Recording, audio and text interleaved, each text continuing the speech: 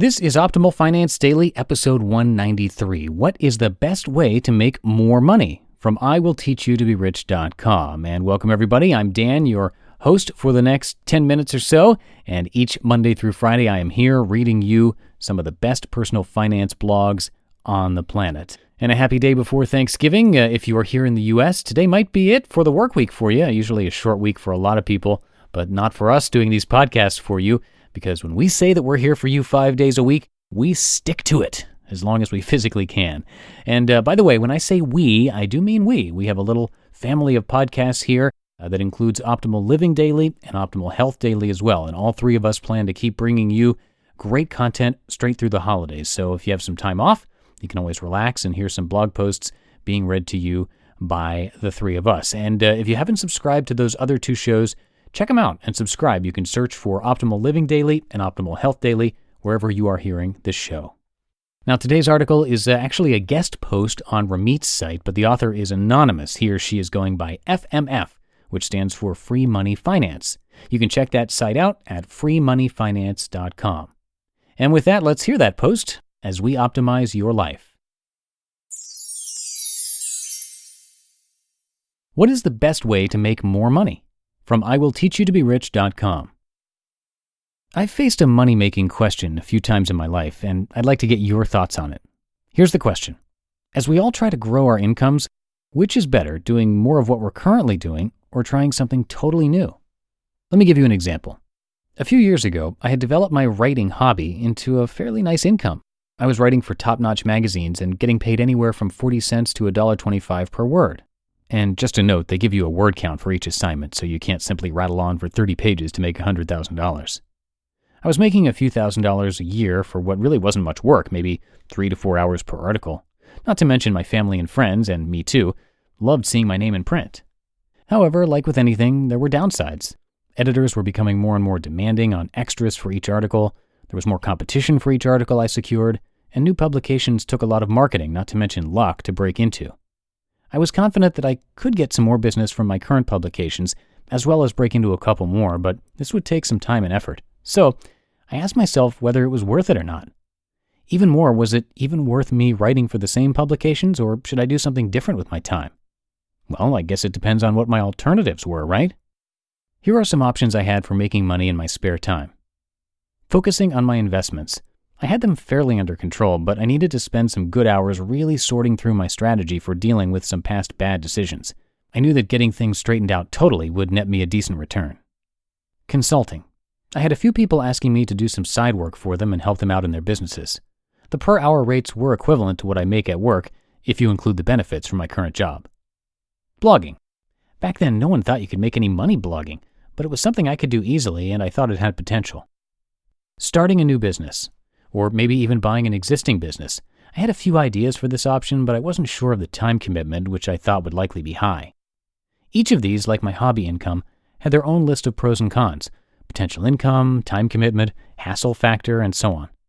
But before I selected one, I had to decide what was my best option to keep doing more of what I had been doing, or whether I should try something new. Millions of Americans face similar decisions every day. For instance, many people who work hourly jobs are asked to work additional hours or maybe even overtime. Each time they say yes or no to these offers represents them making a decision on which is better, doing more of the same or trying something new. And for the rest of us who aren't hourly, we still face the issue when we look at making extra income. Should we try to make more doing what we do at our jobs every day, as a side business, or maybe even spend more time at work in hopes of getting promoted or earning more?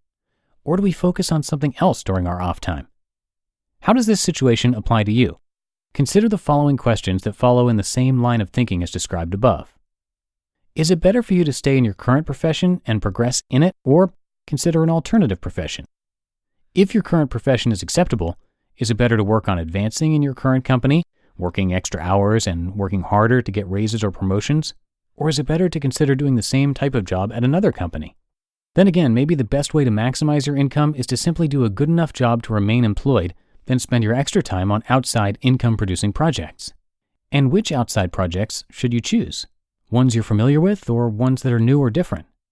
Ultimately, is it better for you to spend all your time on outside pursuits, such as your own business, versus any time on a job? It's certainly a lot to consider, and obviously money is not the only factor. But if you honestly think through all the options and their associated payouts, risks, time commitments, levels of personal fulfillment, and so on, you'll be able to pick the option that makes you both the wealthiest and happiest. For me, this latest decision came down to the following. I was tired of writing for mainstream publications. I was tired of dealing with editors demanding more work for less pay. I wanted to try something new. It wasn't like I was making an extra $50,000 per year, so the risk of losing everything by trying something new was low. I had the feeling I could make some big money with one of the ideas. In the end, I cut back on all but the easiest to maintain and work with publication, which still gave me 3 to 5 articles a year, and focused my remaining time on getting my investments on track. Once I completed this, it took me a couple months, I started blogging.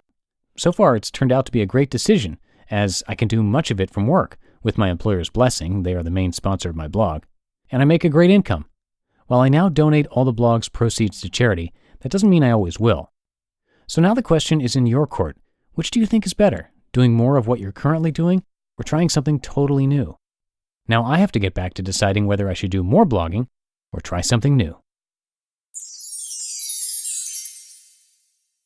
You just listened to the post titled, "What is the best way to make more money?" from iwillteachyoutoberich.com. And before we go and get ready for Thanksgiving ourselves, don't forget about our other 2 podcasts that I mentioned a few minutes ago, Optimal Living Daily and Optimal Health Daily. They also read some amazing blogs to you, so if you like the premise of this show, definitely check those out as well. You can search for the word optimal in the podcast app of your choice, and all 3 of the shows should pop right up for you. And that will do it for episode 193. I will be here on Thanksgiving tomorrow reading you a special post from Mr. Money Mustache. So I'll see you there where your optimal life awaits. Hello, Life Optimizer. This is Justin Malik, creator and producer of this podcast, but also Optimal Living Daily, the show where I read to you from even more blogs covering finance, productivity, minimalism, personal development, and more, from incredible bloggers like Derek Sivers, Zen Habits, Mark and Angel, The Minimalists, and all the ones you hear on this show too. So if you enjoyed today's episode and like taking amazing blogs on the go, come on over to Optimal Living Daily and subscribe to that one too. And together, we'll start optimizing your life. You've been listening to Optimal Finance Daily. Be sure to hit the subscribe button to stay up to date on each new episode, and head to oldpodcast.com, that's OLDpodcast.com, for a free gift as well as more actionable tips and resources to help you maximize your potential. Thanks for joining us, and remember, your optimal life awaits.